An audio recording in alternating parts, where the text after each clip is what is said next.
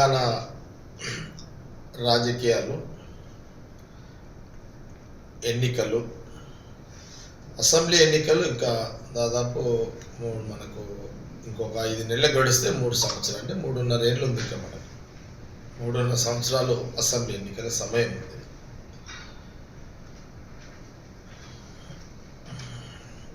సహజంగా ఏ రాజకీయ పార్టీలో అయినా సరే అంతర్గత అనేక రాజకీయ విషయాలు ఉంటాయి. ఏ రాజకీయ పార్టీలైనా ఉంటాయి. ప్రధానంగా నేను రాజకీయంగా దూరం ఆలోచనతోటి నాకున్న ఆలోచనని ఒకసారి మీడియా ద్వారా కాంగ్రెస్ పార్టీ కార్యకర్తలకు కానివ్వండి, అటు టీఆర్ఎస్ కానివ్వండి, ఇంకా ఎవరికైనా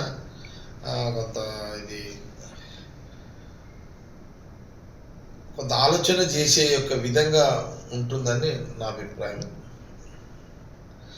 మనము ఈ ఒక వారం రోజుల నుంచి, ఒక 1 వీక్ నుంచి మనము ఈ లేఖలు, రాజకీయ లేఖలు, బీఆర్ఎస్ పార్టీకి సంబంధించి లేఖలు,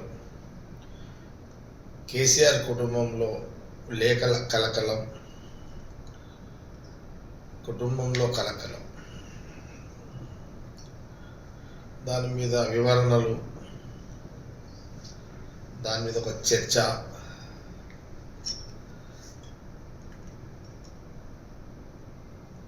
ఏమో జరిగిపోతుందని ఒక చర్చ. ఈ లేఖలు, లీకులు కొంత మీడియాలో లైవ్లో పనికొస్తాయేమో, కానీ భవిష్యత్తులో రాజకీయంగా మీరే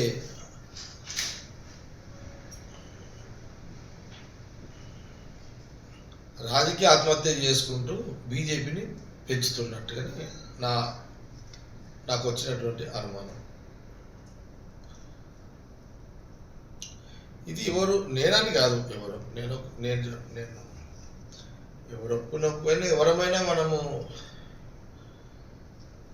అసలు కేసీఆర్ లేకపోతే బీఆర్ఎస్ లేదు కదా, పార్టీ లేదు కదా.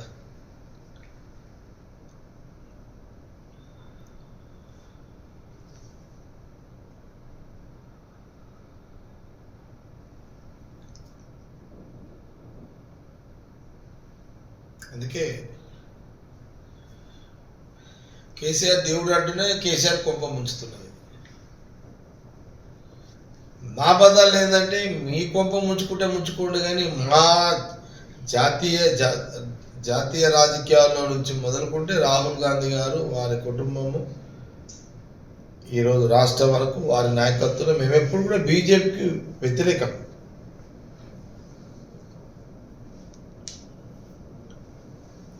మా జాతీయ స్థాయిలో మా శత్రువైన బీజేపీని, ఈ రాష్ట్రంలో ఉనికి లేని బీజేపీని మీరు ఇండైరెక్ట్గా మీరు కొట్లాడుకొని మీ పంచాయతీలతోటి మీరు రోడ్ల మీదకి వచ్చి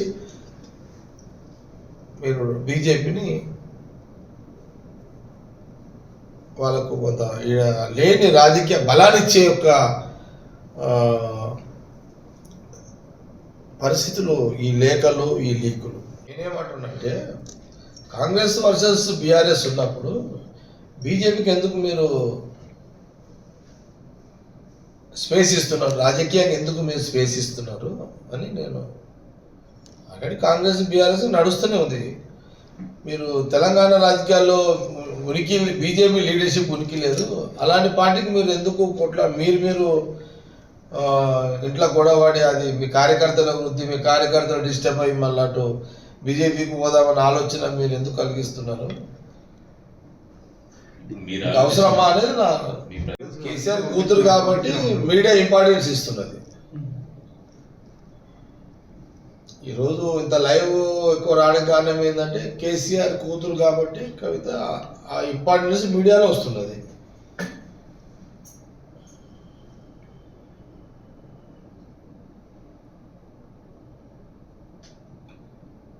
ఒక కుటుంబము, ఒక ప్రాంతీయ పార్టీ నడుస్తుంది కాబట్టి చర్చకు దారి తీస్తున్నది. ఒక కుటుంబం ప్రాంతీయ పార్టీ నడిపిస్తుంది కాబట్టి ఈ చర్చ దారి తీస్తున్నది.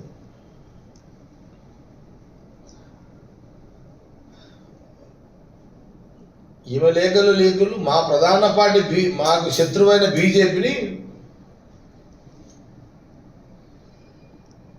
బలాన్ని పెంచడానికి వాళ్ళ కార్యకర్త నాయకులను కన్విన్స్ చేస్తున్నారు అనేది నా అభిప్రాయం.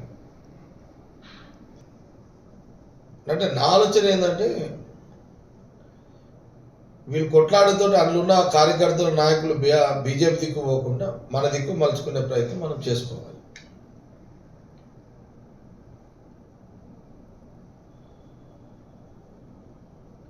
కాంగ్రెస్ పార్టీ వైపు తెచ్చుకునే ప్రయత్నం మనం చేసుకోవాలి అని నా ఆలోచన. నేను సమయం సందర్భం వచ్చినప్పుడు సీఎం రేవంత్ రెడ్డి గారితో, పిసిసి ప్రెసిడెంట్ మహేష్ గారితో కూడా మాట్లాడతాం. నా ఆలోచన షేర్ చేస్తా. ఇప్పుడు మీడియా ద్వారా ఎట్లా వస్తుంది అనుకోని నేను మళ్ళీ ఇంకా మీకు మీడియాకి చెప్పని కొన్ని విషయాలు నేను ఇన్ఛార్జ్ నటరాజన్ గారితో కానీ లేకపోతే సీఎం రేవంత్ రెడ్డి గారితో అట్లనే మీ మహేష్ గౌడ్ పిసిసి ప్రెసిడెంట్ గారితో వారితో కూడా నేను నాకున్న ఆలోచనలను వారి దృష్టికి తీసుకెళ్తా. ఆనాటి నుంచి ఈనాటి వరకు తెలంగాణ ప్రజలు పరిపాలన పరంగానే కాంగ్రెస్ పార్టీకి పట్టంగా అధికారం ఇచ్చే ఒక సాంప్రదాయం ఉంది రాజకీయాల్లో.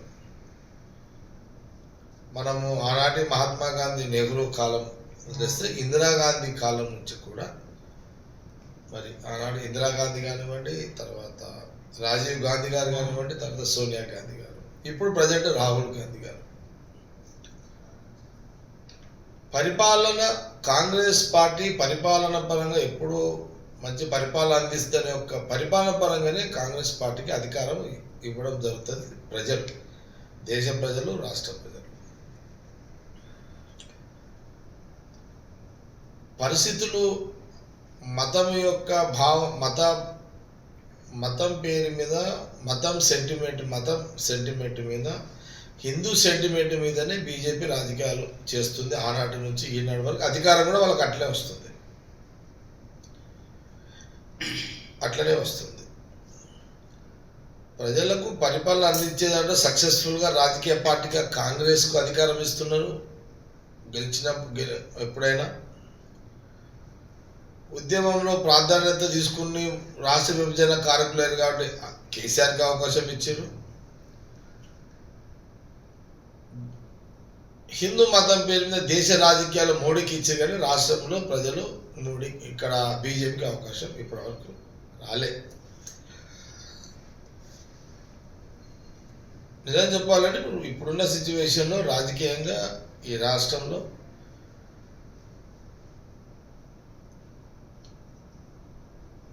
ఫస్ట్ కాంగ్రెస్ ఉంది రాష్ట్ర రాజకీయాల్లో, రెండో స్థానంలో బీఆర్ఎస్ ఉంది, మూడో స్థానంలో బీజేపీ ఉంది.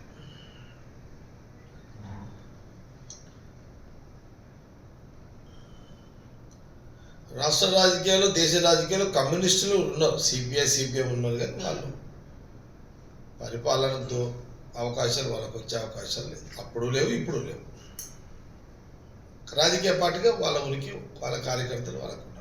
బలంగా లేనిది ఏ పార్టీ అయ్యా అంటే రాష్ట్ర రాజకీయాల్లో బీజేపీ.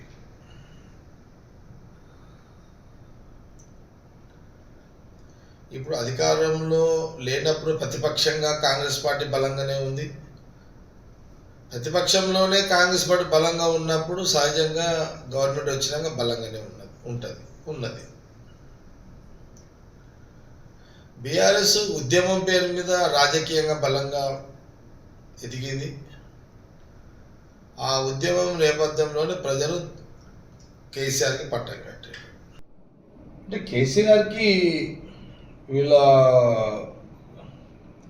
నాకు లక్ష్యకాడికి కేసీఆర్కి బహుశా ఇవన్నీ లోతుగా ఆలోచన చేసే గుణం అతనికి ఉన్నది.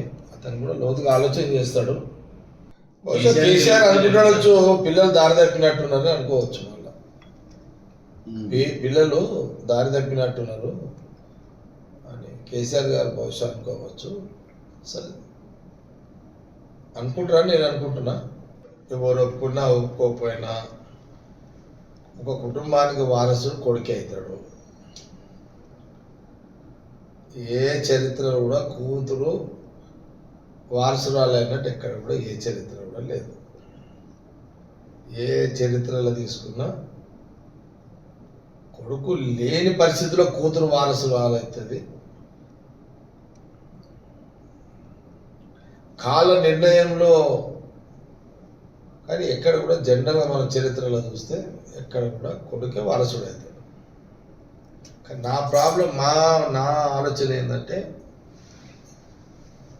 అల్టిమేట్గా బీజేపీకి లేని దాన్ని వీళ్ళు కొట్లాడుకొని ఈ లేఖలతోటి ఒక కాంప్లికేటెడ్ చేసుకొని వాళ్ళ కార్యకర్తలను వాళ్ళ బీఆర్ఎస్ కార్యకర్త నాయకులను కన్ఫ్యూజ్ చేసి వాళ్ళ ఆలోచన మళ్ళించి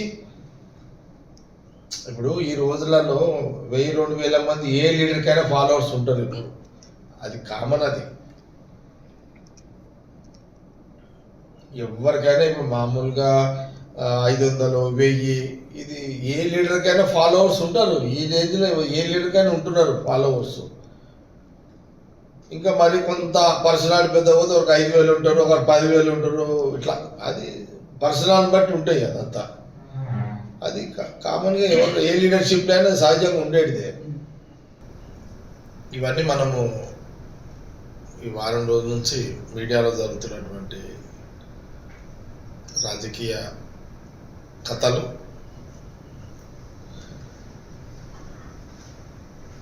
మీడియాలో కూడా రకరకాలుగా వార్తలు కూడా వస్తున్నాయి.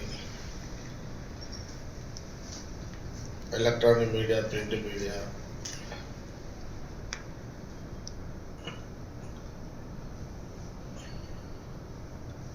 కొత్త పార్టీలు అనే ఒక చర్చ, ఈ రకమైన చర్చ జరుగుతుంది ఈ వారం రోజుల నుంచి మీడియాలో. తెలంగాణ రాజకీయాల్లో ఆనాటి నుంచి ఈనాటి వరకు భవిష్యత్తులో కూడా కాంగ్రెస్ పార్టీ బలంగానే ఉంటుంది రాజకీయంగా. స్వాతంత్రం వచ్చిన కాడి నుంచి స్టిల్ ఈరోజు వరకు, రాష్ట్ర విభజన తర్వాత 10 సంవత్సరాలు ప్రజలు కేసీఆర్కి అవకాశం ఇచ్చారు. 10 ఏళ్ళ తర్వాత కాంగ్రెస్ పార్టీకి అవకాశం ఇచ్చారు. ఇప్పుడు కాంగ్రెస్ పార్టీ ముఖ్యమంత్రి రేవంత్ రెడ్డి, ఇది జగమెరిగిన సత్యం. ఇప్పుడు కాంగ్రెస్ పార్టీకి, కాంగ్రెస్ గవర్నమెంట్కి రాజకీయంగా ఎలాంటి ఇబ్బంది లేదు. ఈ లేఖలతోటి, కవిత లేఖలతోటి కూడా కాంగ్రెస్ పార్టీకి వచ్చే రాజకీయంగా కాంగ్రెస్ పార్టీకి ఎక్కడ కూడా నష్టం వచ్చింది ప్రస్తుత పరిస్థితుల్లో.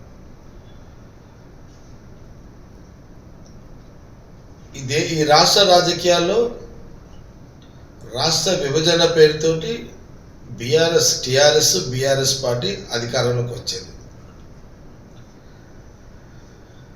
కానీ మొదటి నుంచి కూడా రాజకీయ ఉనికితో, ప్రజల యొక్క బలంతో, అండదండలతో కాంగ్రెస్ పార్టీ మొదటి నుంచి తెలంగాణ రాజకీయాల్లో బలంగానే ఉంది కాంగ్రెస్ పార్టీ. భవిష్యత్తును దృష్టిలో పెట్టుకొని మేము కాంగ్రెస్ కార్యకర్తలకు మేము అలర్ట్ కావాల్సిందే.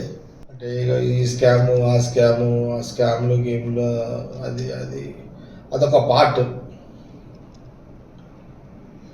నా పాయింట్ ఏంటంటే, రాజకీయంగా ఉనికి లేని తెలంగాణ రాజకీయాల్లో కవిత లేఖలు లీగులతోటి వాళ్ళ పార్టీ కార్యకర్తల లీడర్లు కన్ఫ్యూజ్ చేసి బీజేపీ బలోపేతానికి తోడ్పడుతున్నది అనే దాంట్లో నా వర్షన్.